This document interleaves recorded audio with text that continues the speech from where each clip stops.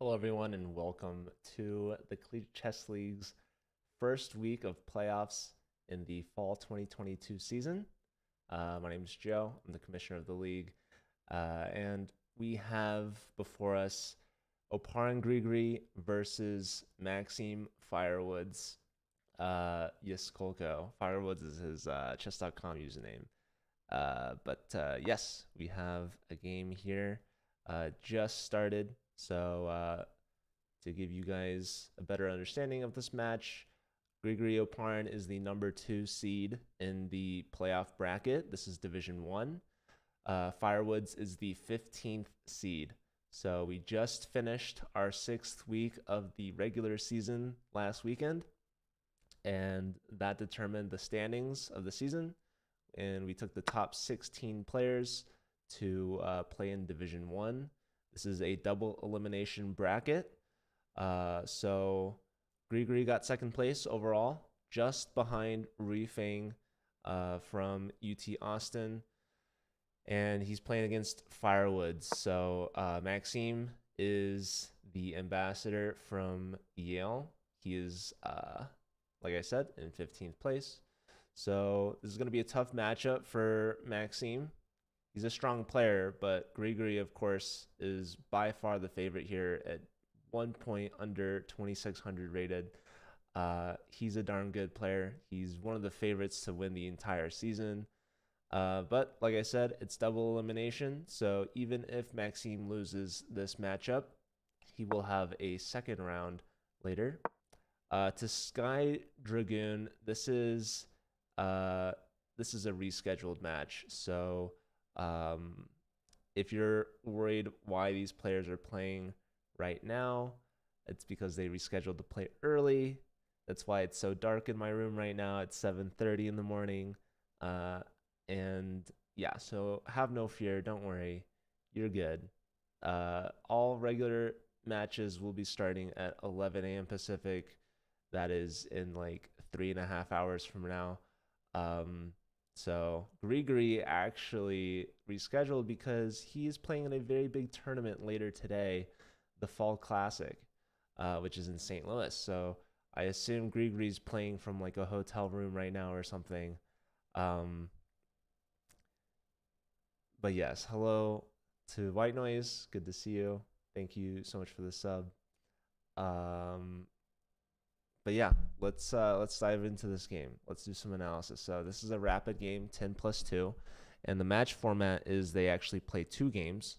So this is game 1 of 2. It's a best of 2. If it's tied after 2, they go to a 5+2 time control, and it's essentially sudden death at that point. The first person to win after 2 games being tied is the winner of that match. Hello, Ahedrez. Good to see you. Okay, so this was apparently a ready opening here from Grigori. He's prepared c4, and turned this into, I guess, a Dutch defense with Maxime's responsive f5. And we see both players fianchetto and castle kingside. White grabbing the space in the center. We see an en passant there. And now a gambit of the c4 pawn for some, I guess, accelerated development here with the bishop to a3. Now knight to e4 is a fancy move.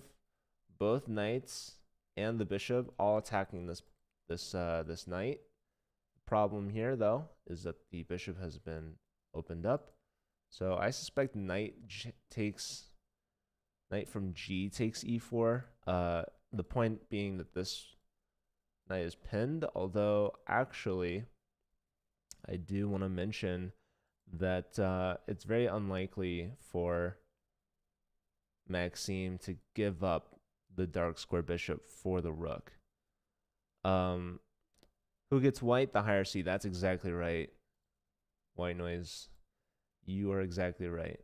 White goes to the higher seed in the 5+2. However, if that game is a draw, then the next tiebreak is going to be 1+2. And they switch colors. So then the higher seed will get black in the 1+2 game. And then if that game is tied, they continue 1+2, alternating colors until someone wins. So at that point, it's just sudden death. So we don't have any Armageddon or anything like that. You just get like infinite overtimes, which is consistent with our last season's rules. This is the first season that we're doing an individuals format, and that's all prior seasons have been team format 4v4.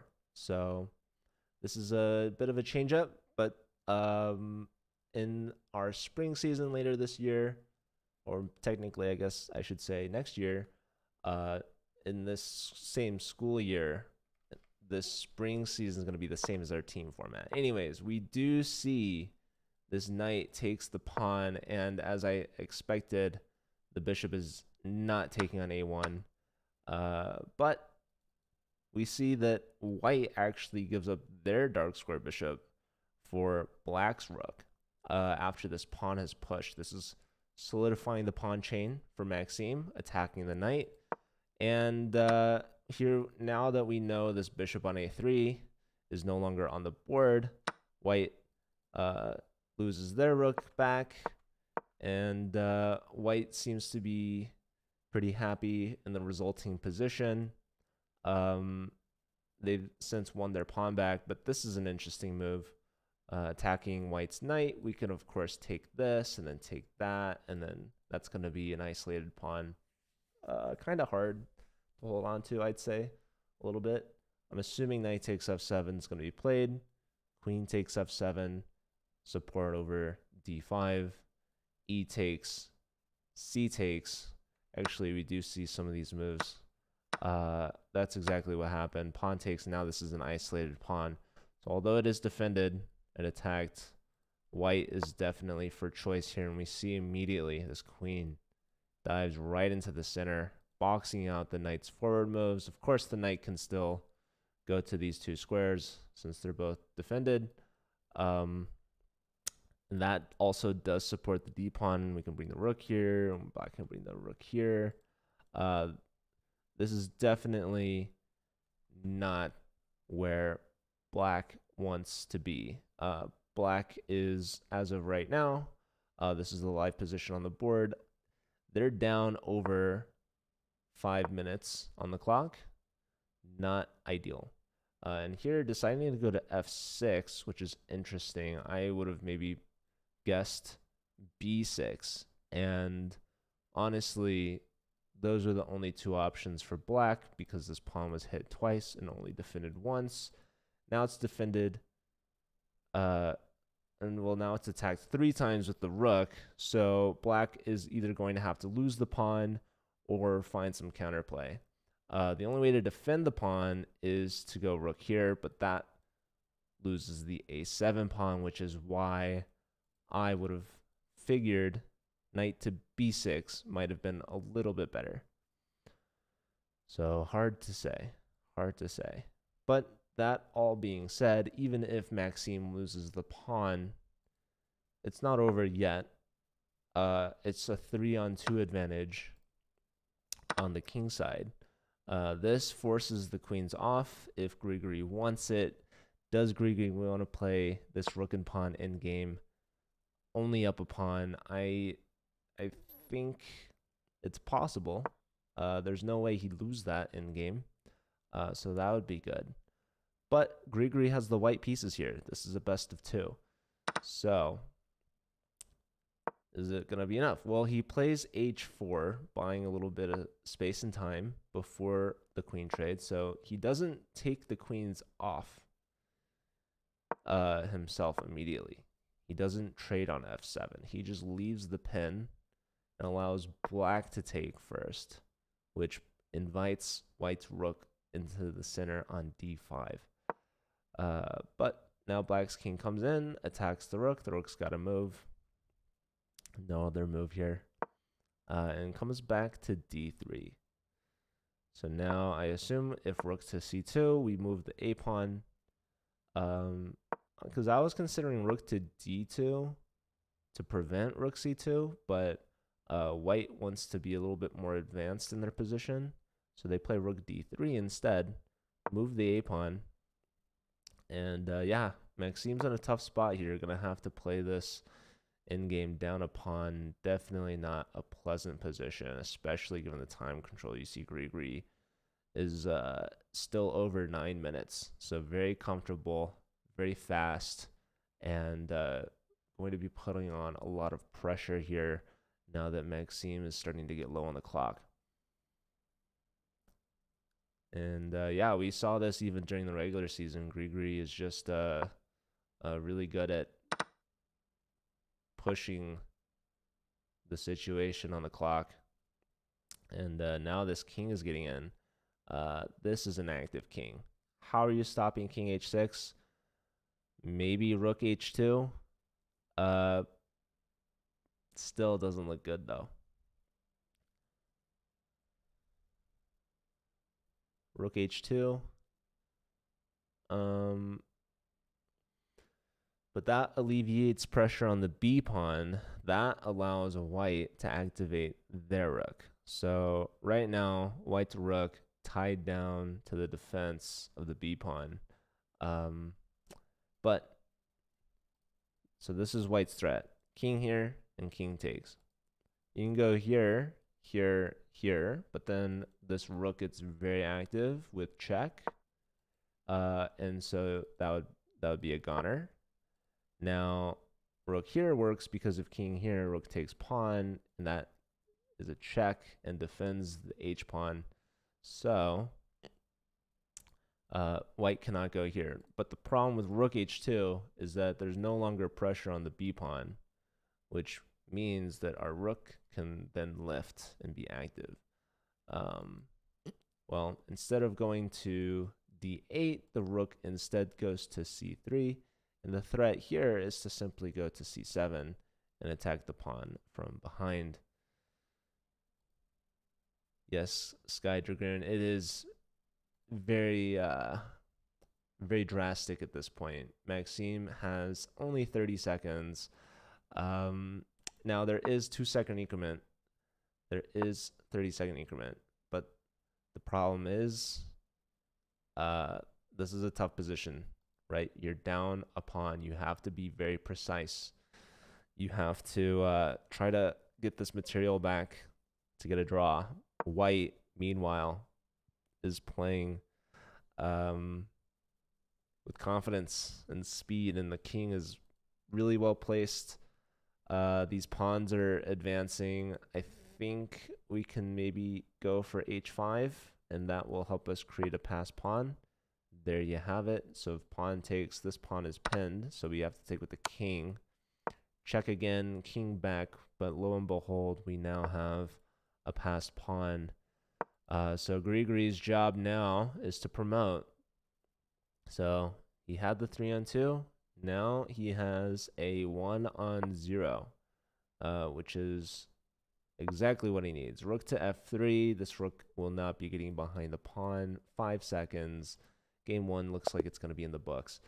There you have it, folks. Game 1 of the playoffs is done. Now the players just have to rematch, and Maxime will have a chance with the white pieces. In a must-win situation, by the way, Maxime is going to need to win this second game in order to force tiebreaks. If it's a draw or a loss for him, then he gets his first loss of the playoffs. This is a 2-game match, and it is double elimination. So I know that might be confusing. Essentially, this is round 1. There's 2 games in a round, unless they need tie breaks. But essentially, even if Maxime loses this game, he is not eliminated from the bracket just yet. So it's a double elimination bracket, in that you need to lose 2 matches, not 2 games. Hopefully that helps clarify a little bit. But more or less, Maxime will get perhaps a lower rated opponent in the second round if Grigori continues to dominate. So here we have Grigory with the black pieces, e4, e5. We have a Roy Lopez with the Berlin defense. White castles allowing black to take on e4, and we go into this d4 line where the knight retreats to d6, attacking the bishop. Bishop trades for the knight, d takes, and now white gets the pawn back with tempo on the knight. The knight has to move, and now we trade queens. So Grigory can no longer castle after the queen trade. Plays king back to e8 pretty calmly, just preemptively avoiding any rook d1 checks. Now h6 has been played. Bishop develops, knight reroutes to g6 with tempo on the bishop. So the bishop comes back. We develop our bishop. Unfortunately, still can't castle for Grigory. Looks like he can, but he cannot. It would be nice to. But instead, he's going to have to live with the king in the center for now. But it's okay because the queens have been traded off. So normally it's a dilemma if the king can't castle or is stuck in the center. But the king is relatively safe with queens off the board, so not much to fear there. Grigory developing the bishop to b4.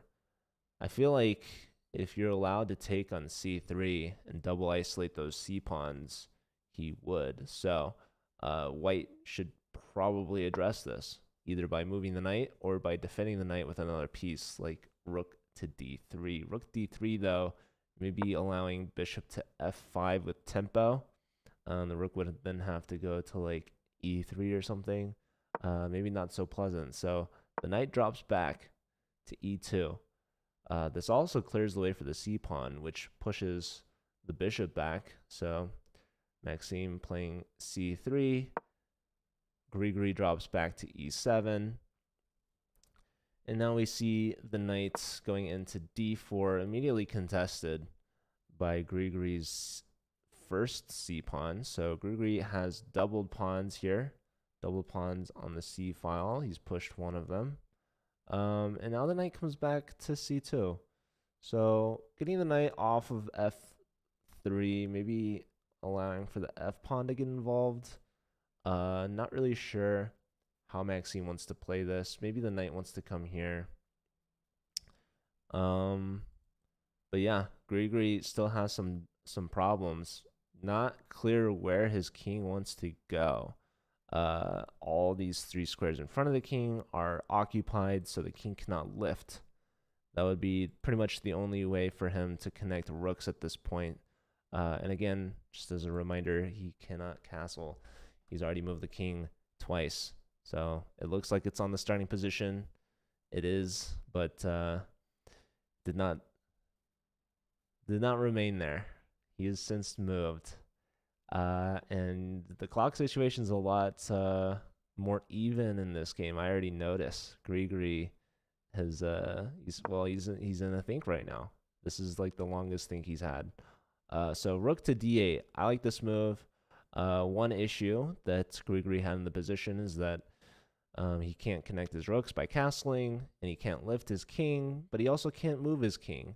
Well, he could move to d8, but it's not great because the rook is attacking the bishop, and king d8 puts yourself into a pin. But now we see Maxime reroutes the knight, but Grigory, after his long think, has come up with a plan here. The plan is rook to d8, contest the d file, move the bishop. So now the rooks are staring at each other. This pawn is attacked by the bishop. Now, is that a free pawn? I'm not so sure because white could bring the rook back, attack the bishop, and perhaps win the a pawn. But Maxime doesn't even allow the opportunity. Plays c4, and that's going to block the bishop's view, as well as block the c-pawn. So again, Maxime does have doubled c-pawns. Kind of a weakness in the structure for sure. White, meanwhile, has no doubled pawns. So leaving this pawn here, not only blocking this bishop, but as well as blocking the dark square bishop. So I like the c4 idea from Maxime. And now Grigory is fighting for space. He's played f5, allowing for en passant. Now this pawn is hanging. This pawn is hanging. What's going on here? I'm liking white. I'm not gonna lie. I like white because this is an opportunity. This is allowed, and it comes with tempo. And even if we trade off first, white then activates their rook, which is really nice. If we take here, perhaps there's rook check. Now our rook is defended in the corner, which is nice. But even if we don't give the check and we allow bishop takes on b2, white can then play rook b1. Very similar idea I pointed out with the rook a1 idea if this bishop ever took here. And these pawns will then be hanging. So Grigori plays rook to d7, saying, well, if you take me, I'm going to take back, and I'm going to attack your bishop in doing so. And in fact, I'm currently attacking your bishop right now. And now this allows me to take on b2. Well, no, hold on. There's still this idea. So, yeah, even though the king is on d7, with tempo, the bishop simply has to retreat. Black still can't really like get the pawn back per se, because after rook to b1, bishop moves, there's rook takes on b7 with check. Not only a check, but a fork actually. Taking the pawn on b7 as well as the pawn on a7, and white would be left with a passed a pawn. So I actually don't think you can take this. I think Grigori is just going to have to play this position down a pawn, which is definitely not what he intended, I assume, to happen in this game out of this Berlin defense. But yeah, let's check out this instant replay here. The last couple of moves. F5, allowing en passant, which is also a discovery on the c7 pawn. So yeah, maybe f5 was just not the way to go here for Grigori. He loses his doubled c pawn. So yeah, let's see. Maxime poised in a good spot here to get the point back from Grigori. Can Grigori squeak out a draw here? Essentially, this kind of feels like an Armageddon game, even though it's not. A typical Armageddon game, you will see that one side has less time with the black pieces, but has time or draw odds. This game, they both start with the same amount of time, but black still has draw odds because they won the first game. So Grigori only needs to get a draw to win the match. So even though he's down a pawn, he does have some good news. He has draw odds, but also, even if he loses, it's not an over match. They go back to play a tiebreaker game, like I mentioned earlier, a 5+2 game. So Grigori is down a pawn, maybe a little rattled. He is using a lot more time on the clock in this game compared to the last game. Here he's played king to c6 and now rook to d8. This is an interesting move, allowing white to take on f6. That's going to isolate both his f pawn and his h pawn.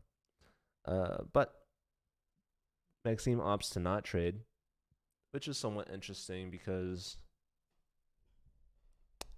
trading down seems to be good when you're up material, but maybe he's not so confident in the endgame being just up one pawn. He would also have the better structure. Another thing to think about is that maybe Maxime does not want to open the G file. So taking on f6, G takes f6, the G pawn is now out of the way, and the rook can go to g8. And perhaps we're threatening some things, like bishop takes h3 down the line.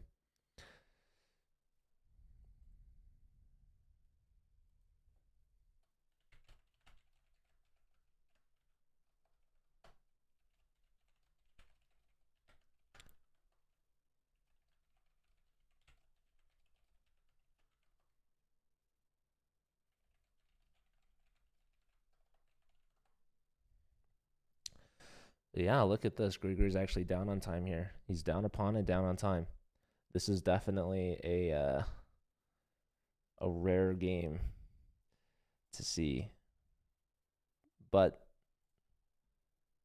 being up a pawn is not the end of the game by far. Lots of chess left in this game.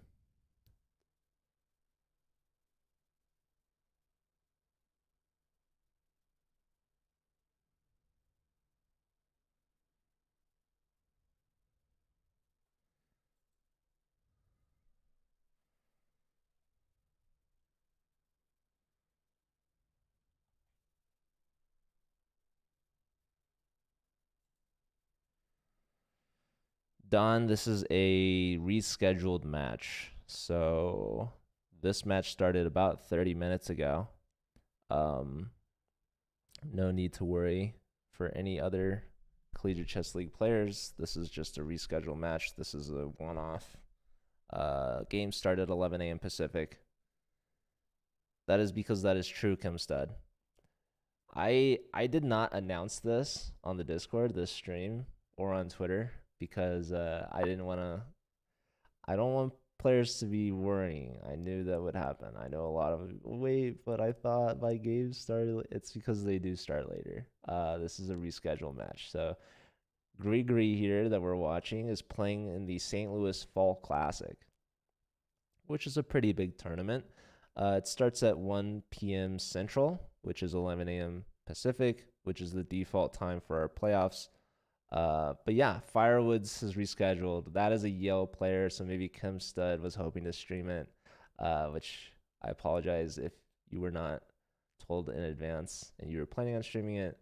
But yeah, Maxime is only one of the Yale players in Division 1. I believe they also have Uni Kim. Doraemon is his username. But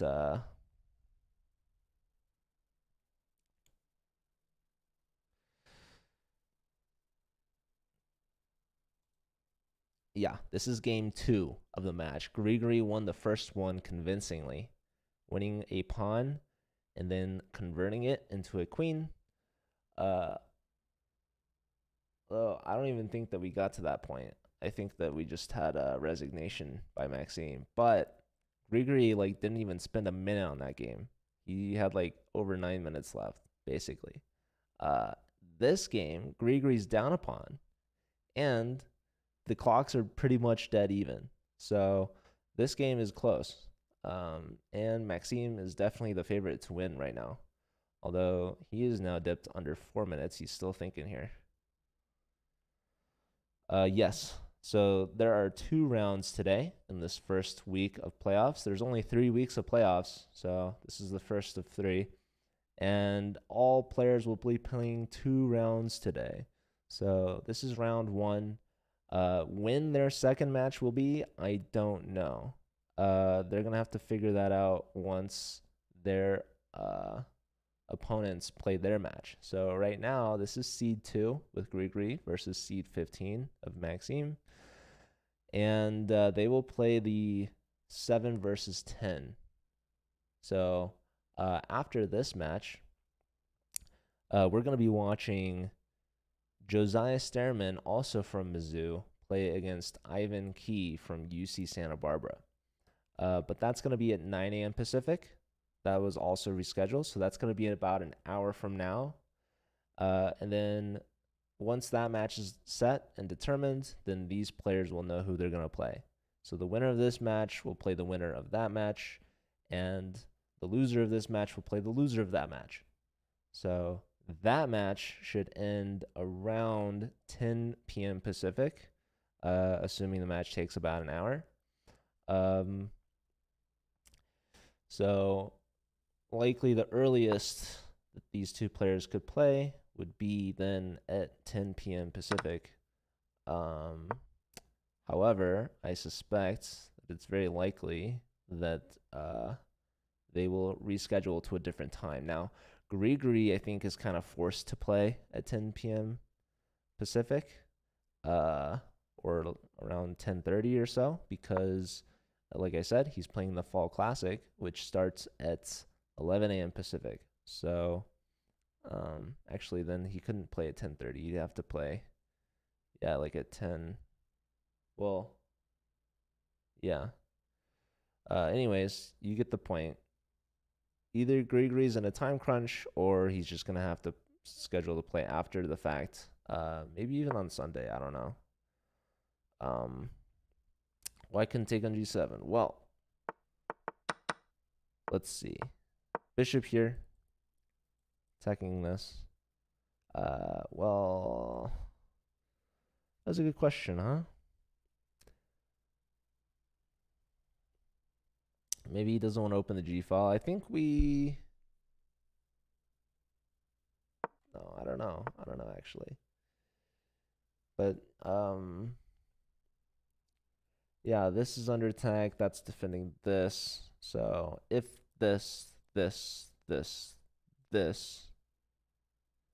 you could also take on H6, right?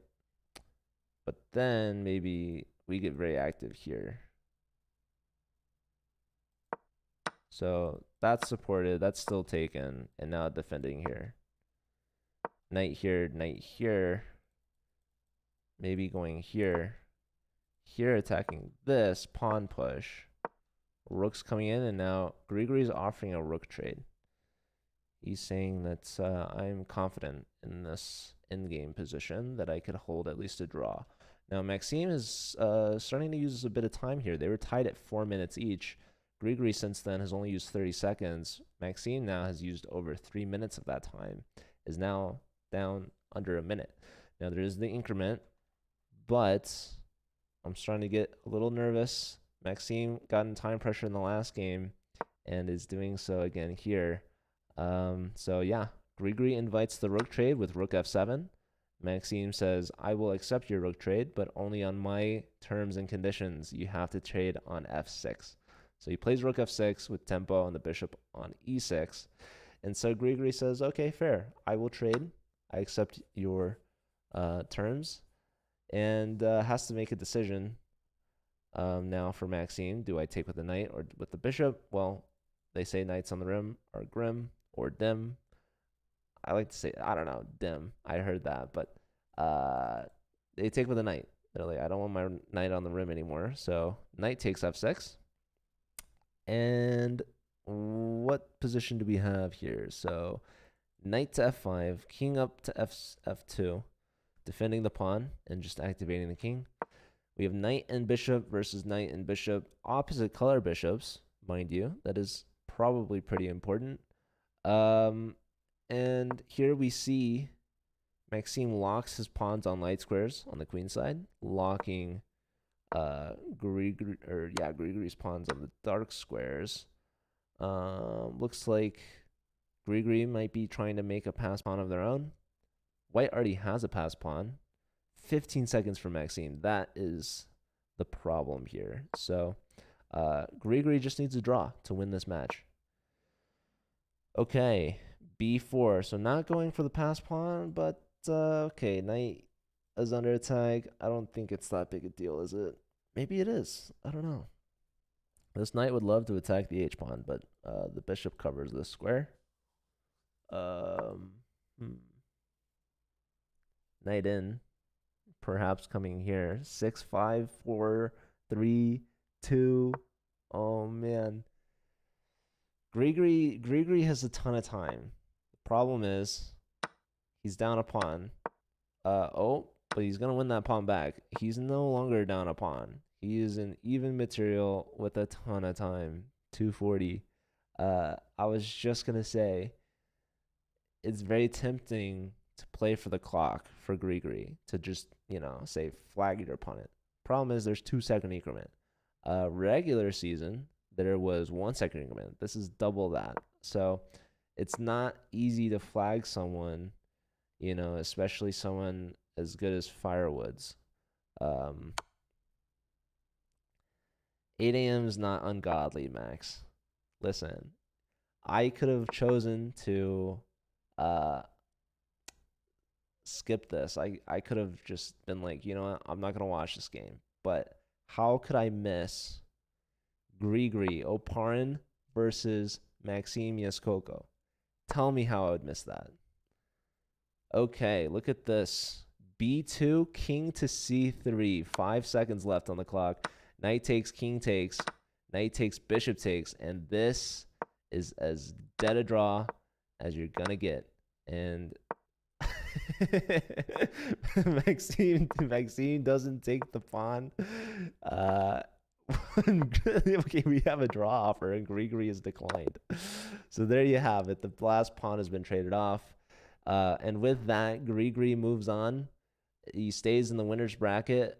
Firewoods gets his first loss of the playoffs, and he's going to play the loser between Josiah Sterman and Ivan Key. That's happening in 1 hour from now. So, ladies and gentlemen, first match of the playoffs goes to Grigri, who may or may not be the favorite. But yeah, he's going to be playing the Fall Classic later today. So hopefully he can get his second match on in time. GG Count Live. Shout out to Count Live. That is the Mizzou coach, also playing in the Fall Classic. So coach and student both playing together in a tournament. Actually, are you guys both in the A group? I don't know. Anyways, appreciate seeing Count Live here. Yeah, quick shout out to Count Live, who's doing great things. He's not only a coach, he's not only a player, he's also a commentator, and he's also on the what is it, C Squared podcast. You guys started a podcast with Fabi, who's probably too busy to do any podcast right now. He's in Toronto giving commentary.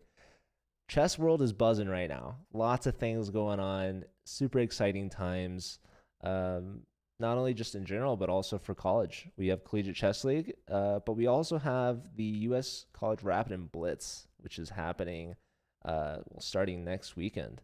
The Rapid is on the 13th. The Blitz is on the 20th. You're in different. Okay, you're. Well, it's still cool. You guys are there together. So yeah, I hope that we can get Grigri's second game in at a reasonable time. This match only lasted about an hour, but of course, we don't want him to be pressured or missing the Fall Classic by any means. So, when he figures out who his opponent will be in the second round, he can schedule with them. The favorite is Josiah Sterman, who is also a Mizzou player. He's a grad student there, just started. Before that, he was at UC Berkeley. So he's playing against another UC student, Ivan Key from Santa Barbara.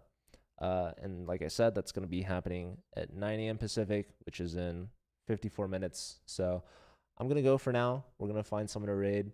But yeah, appreciate that. We have match 1 underway in the books, and lots of chess left today. So yeah, I'll see you guys in about an hour for the Josiah versus Ivan match.